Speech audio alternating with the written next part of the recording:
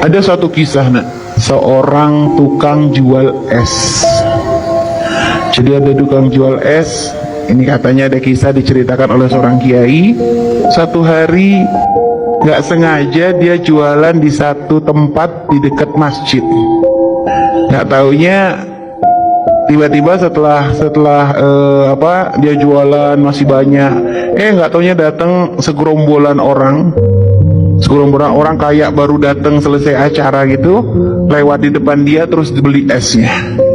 Akhirnya orang ini penasaran, kok kayak baru datang rame-rame. Dari mana, Pak?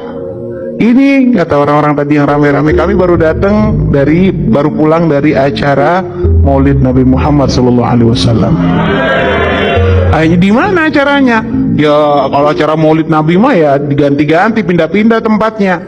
Memang besok masih ada lagi? Ya masih ada. Kalau udah musim Maulid begini ya tiap hari selalu ada majelis. Besok di mana? Akhirnya dikatakan besok di satu alamat gitu kan, dikasih tahu alamat. Akhirnya besok si tukang jual es tuh mikir, wah ini tadi padahal yang datang cuma dikit, maksudnya ya segerombolan aja, ini aja udah bikin esnya dia laris. Berarti kalau dia jualan es di tempat yang di situ mengadakan majelis Maulid Nabi, mungkin esnya bisa cepat laris. Akhirnya pergi dia, cari deh besok alamat yang dituju. Bener, di situ ternyata ada acara Maulid Nabi yang hadir banyak. Nah, subhanallah, dia jualan di situ, esnya ludes dalam waktu singkat banget. Padahal biasanya dia jualan dari pagi sampai sore, ini enggak, hitungan jam habis. Akhirnya dia senang, alhamdulillah, enak banget nih. Besok nanya lagi dia, di mana lagi besok acara Maulid Nabi? Kasih tahu lagi, ada di tempat ini. Datang lagi besoknya dia, habis lagi dalam hitungan jam.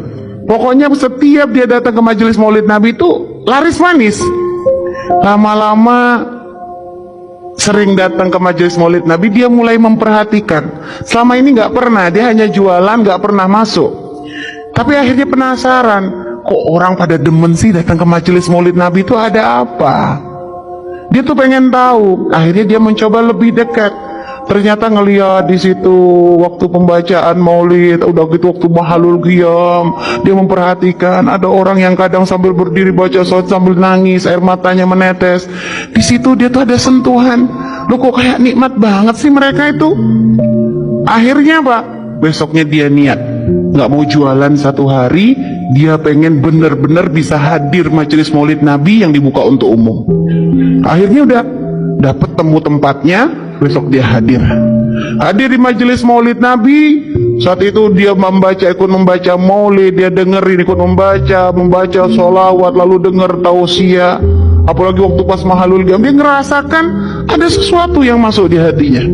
Dia ngerasakan kayak ada getaran khusus, sehingga dia tuh sampai nangis. Dia sampai, ya Allah, kok ternyata hadir majelis Maulid Nabi itu nikmat banget. Kenapa nggak dari dulu aku tuh hadir? Dia merasa bersyukur banget. Akhirnya rasa candu dia, kecanduan datang ke majelis Maulid Nabi. Keesokan harinya mulai ada peningkatan. Biasanya dia jualan, terus setelah itu dia mencoba untuk hadir. Akhirnya keesokan harinya dia jualan, plus dia bagi-bagi es gratis untuk orang yang datang ke majelis Maulid Nabi. Sekali, keesokan harinya gitu lagi dia jualan, iya, tapi dia juga bagi-bagi gratis untuk orang yang hadir majelis Maulid Nabi. Senang dia, sampai ada orang yang bertanya, Pak, perasaan saya tuh lihat Bapak tuh kok sering banget bagi-bagi es gratis, emang nggak rugi? Akhirnya kata orang, saya tuh selama ini tuh belum kenal Maulid, nggak pernah kenal Maulid. Tapi waktu berapa ini saya ngerasain hadir di majelis Maulid, saya kok ngerasa seneng banget. Jadi saya tuh kepengen berbagi kepada orang yang hadir majelis Maulid Nabi, supaya saya tuh bisa sambung dengan Nabi Muhammad SAW. Subhanallah. Kadang ada orang awam nggak punya ilmu, tapi ternyata kalau sudah di hatinya dititipkan rasa cinta kepada Nabi itu luar biasa. Nih loh, makanya introspeksi kita nih kadang sering ngentengin, karena kadang kita kebanyakan ilmu, akhirnya malah prakteknya kita kurang. Sampai akhirnya si penjual es tadi tuh niat, ya Allah, saya niat nanti tahun depan saya pengen ngadakan acara majelis Maulid Nabi Muhammad SAW. Mulai dia nabung sedikit-sedikit dari penjualan es, ada disisihkan untuk acara Maulid Nabi tahun depan. Terus setiap hari sampai akhirnya begitu memasuki bulan Maulid tahun depan, dia punya duit cukup untuk mengadakan acara Maulid Nabi. Akhirnya seneng ya dia, ya Allah, alhamdulillah. Akhirnya bisa ngadakan majelis Maulid Nabi di rumah. Akhirnya belanja, dia ngundang 100 orang, gak tanggung-tanggung. Pengen siapin untuk 100 orang acara Maulid Nabi di rumahnya itu, ngundang 100 orang, dipanggil tetangga-tetangganya, diundangin semua, didatengin satu-satu, gak pakai undangan, didatengin. Datang ya, saya mau ngadakan acara Maulid, datang ya, saya mau ngadakan acara Maulid. Udah gitu dia belanja sendiri ke pasar, dia siapin sama keluarganya, bener-bener hidangan untuk menghormati orang-orang yang datang ke majelis Maulid Nabi yang sudah disiapkan olehnya. Cuma tukang jual es ini kan ya di matanya orang-orang itu kan ya orang fakir. Jika orang tuh mau datang majelis Maulid di tempatnya itu kok ragu, bener nggak nih? Akhirnya dia itu orang fakir kok. Dari tukang jual es paling nanti di sana ya ada orang kadang-kadang datang Maulid, datangnya pengen cari berkat. Ada orang model begitu. Akhirnya ya tetangga kanan kirinya tuh nggak pada datang. Ditunggu sama dia jam 7 malam ya, ngadain malam, kok nggak ada yang datang. Ditunggu jam 8, nggak ada yang datang. Akhirnya gimana tuh? Ini kalau nanti kemalaman gimana? Ya sudah, akhirnya sampai jam 9 ditunggu, ternyata nggak ada yang datang. Akhirnya sedih dia, ya Allah, nggak ada yang datang. Cuma dia langsung dengerin keluarganya, istrinya sama anaknya 2 orang. Ya sudah, kalau memang nggak ada yang datang, kita aja yuk baca Maulid.